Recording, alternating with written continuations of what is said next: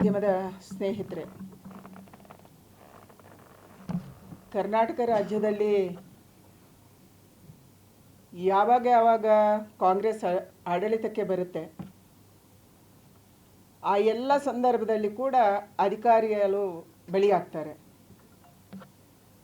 2013ರಿಂದ 2018 ತನಕ ಸಿದ್ದರಾಮಯ್ಯನವರ ಸರ್ಕಾರ ಇತ್ತು. DK ರವಿ ಬಲಿಯಾದರು, ಗಣಪತಿಯವರು ಬಲಿಯಾದರು, ಹಂದಿಭಾಗ್ ಅವರು ಬಲಿಯಾದರು.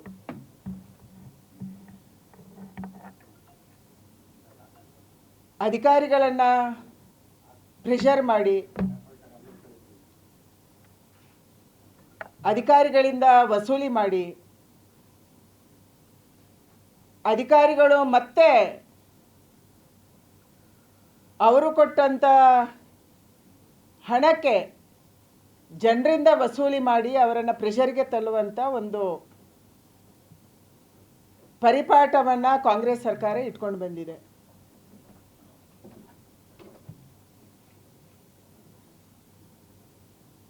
ಪವನ್ ನೆಜ್ಜೂರು ಮಾಡಿದ ತಪ್ಪೇನು? ಬಳ್ಳಾರಿ SP 1ನೇ ತಾರೀಕು ಅವರ ಅಪಾಯಿಂಟ್ಮೆಂಟು ಅಲ್ಲಿಗೆ ಆಗುತ್ತೆ, ಅವರಿಗೆ ಟ್ರಾನ್ಸ್ಫರ್ ಆಗುತ್ತೆ. ಹೊಸದಾಗಿ ಅವರು ಸುಮಾರು ಮಧ್ಯಾಹ್ನ ಮೇಲೆ ಚಾರ್ಜ್ ತೊಗೊತಾರೆ 3-4 ಗಂಟೆಗೆ. ಚಾರ್ಜ್ ತಗೊಂಡು ಸ್ಟೇಷನನ್ನು ಪರಿಚಯ ಮಾಡೋದ್ರ ಒಳಗೆ ಬಳ್ಳಾರಿಯಲ್ಲಿ ಗಲಭೆ ನಡೆಯುತ್ತೆ. ಗಲಭೆ ಯಾರಿಂದ ನಡೆಯುತ್ತೆ? ಕಾಂಗ್ರೆಸ್ MLA ಭರತ್ ರೆಡ್ಡಿ, ಅವರ ಆಪ್ತ ಸತೀಶ್ ರೆಡ್ಡಿ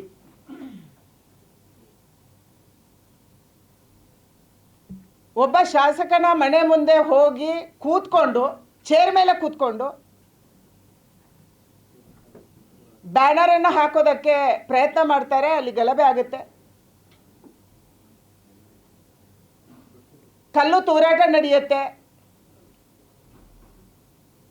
ಬಿಯರ್ ಬಾಟ್ಲುಗಳು, ವಿಸ್ಕಿ ಬಾಟ್ಲುಗಳ ತೂರಾಟ ನಡೆಯುತ್ತೆ.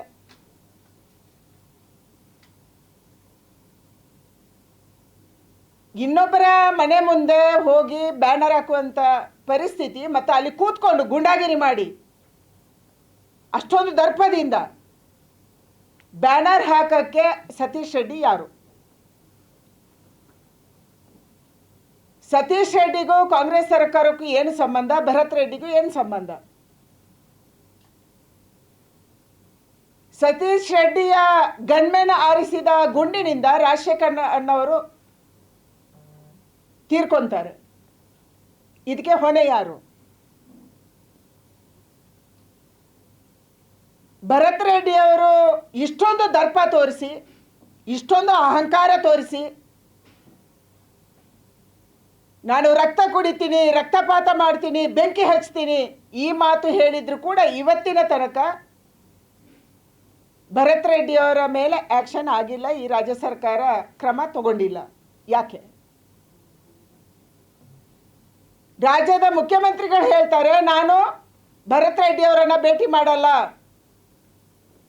ಅವರ ಮೇಲೆ FIR ಆಗಿದೆ. ಭರತ್ ರೆಡ್ಡಿ ಅವರ ಮೇಲೆ FIR ಆಯಿತು. ಮುಖ್ಯಮಂತ್ರಿಗಳೇ ನಿನ್ನೆ ಅವರ ಜೊತೆ ಕೂತ್ಕೊಂಡು ಫೋಟೋ ತೆಗಿಸ್ಕೊಂತೀರಿ, ಮಾತಾಡ್ತೀರಿ. ಯಾರ ವಿರುದ್ಧ ಷಡ್ಯಂತ್ರ ಮಾಡಿದ್ರಿ? ನಿನ್ನೆ ಭರತ್ ರೆಡ್ಡಿ ಅವರ ಜೊತೆ ಕೂತ್ಕೊಂಡು ಉಸ್ತುವಾರಿ ಸಚಿವರು ಮತ್ತು ನೀವು ಯಾರ ವಿರುದ್ಧ ಷಡ್ಯಂತ್ರ ಮಾಡಿದ್ರಿ? ಈ ಫೋಟೋದ ಅರ್ಥ ಏನು? ಯಾರು ರಕ್ತದ ಹೊಲೆ ಹರಿಸ್ತೀನಿ ಅಂತ ಹೇಳ್ತಾನೆ, ಯಾರು ಬೆಂಕಿ ಹಚ್ತೀನಿ ಅಂತ ಹೇಳ್ತಾರೆ, ಯಾರ ಕಾರಣಕ್ಕಾಗಿ ಒಬ್ಬ ನಿರಪರಾಧಿ ವ್ಯಕ್ತಿ ಸಾಯ್ತಾನೆ, ಒಬ್ಬ SP ಸಸ್ಪೆಂಡ್ ಆಗಿ ಸುಸೈಡ್ ಮಾಡ್ಕೊಳಕ್ ಹೋಗ್ತಾನೆ, ಅಂತ ವ್ಯಕ್ತಿಯ ಜೊತೆ ನಿಮ್ಮ ಸಂಬಂಧ, ನೀವು ಅವರ ರಕ್ಷಣೆ ಮಾಡ್ತಾ ಇರುವಂಥ ರೀತಿ ಇದು. ಇದು ನಿಮ್ಮ ಸರ್ಕಾರ. ನಾನು ಸರ್ಕಾರಕ್ಕೆ ಕೇಳಕ್ಕೆ ಇಚ್ಛೆ ಪಡ್ತೀನಿ, ಗಣಪತಿದಾಯಿತು, ಸುಸೈಡ್ ಮಾಡಿಕೊಂಡ್ರು, ವಿಡಿಯೋ ಮಾಡಿ ಸುಸೈಡ್ ಮಾಡಿಕೊಂಡ್ರು, ಏನೂ ಆಗಲಿಲ್ಲ. ಅವರ ಮನೆಯವರನ್ನು ತಂದು ಎದುರು ನಿಲ್ಲಿಸಿದ್ರಿ. DK ರವಿ ಅನುಮಾನಾಸ್ಪದವಾಗಿ ಸತ್ತೋದ್ರು, ಅವರ ಮಂದಿಯನ್ನು ತಂದು ಎದುರು ನಿಲ್ಲಿಸಿದ್ರಿ. ಈಗ ಮತ್ತೆ ಪವನ್ ನೆಜ್ಜೂರು ಯಾವ ಹೊಸದಾಗಿ SP ಬಳ್ಳಾರಿಗೆ ಹೋದ್ರು, ಹೊಸದಾಗಿ ಚಾರ್ಜ್ ತಗೊಂಡ್ರು, ಮಾಧ್ಯಮದವರು ತೋರಿಸಿದ ಮೇಲೆ, ನಾವು ಮಾತಾಡೋಕ್ಕೆ ಶುರು ಮಾಡಿದ ಮೇಲೆ ಅವರ ತಂದೆಯನ್ನು ತಂದು ಎದುರು ನಿಲ್ಲಿಸಿದ್ರಿ. ತಂದೆಗೆ ಒತ್ತಡ ತಂದು ಪ್ರೆಸ್ ರಿಲೀಸ್ ಮಾಡಿಸ್ತೀರಿ. ನಾನು ಈ ಸರ್ಕಾರಕ್ಕೆ ಕೇಳಕ್ಕೆ ಇಚ್ಛೆ ಪಡುವಂಥದ್ದು, ಪವನ್ ನೆಜ್ಜೂರ್ ಅವರು ಯಾಕೆ ಆತ್ಮಹತ್ಯೆಗೆ ಪ್ರಯತ್ನ ಪಟ್ಟರು? ಪವನ್ ನೆಜ್ಜೂರ್ ಅವರನ್ನ ಕೇವಲ 2 ಗಂಟೆ ಒಳಗೆ ಚಾರ್ಜ್ ತಗೊಂಡು, ಅವರು ಇನ್ನೂ ಬಳ್ಳಾರಿಯ ಪರಿಚಯ ಮಾಡ್ಕೊಂಡಿಲ್ಲ, ಆಫೀಸರ್ಸ್ ಪರಿಚಯ ಮಾಡ್ಕೊಂಡಿಲ್ಲ, ಅವರನ್ನ ಸಸ್ಪೆಂಡ್ ಯಾಕೆ ಮಾಡಿದ್ರಿ?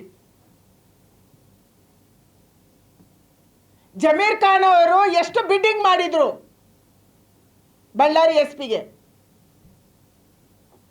ಆ ಬಿಡ್ಡಿಂಗ್ ಅಲ್ಲಿ ನಿಮಗೆ ಕಡಿಮೆ ಬಂದಿದೆ ಅಂತ ಅನ್ನಿಸ್ತಾ, ಅಥವಾ ಇನ್ನೂ ಹೆಚ್ಚು ಬಿಡ್ಡಿಂಗ್ ಬಂತ?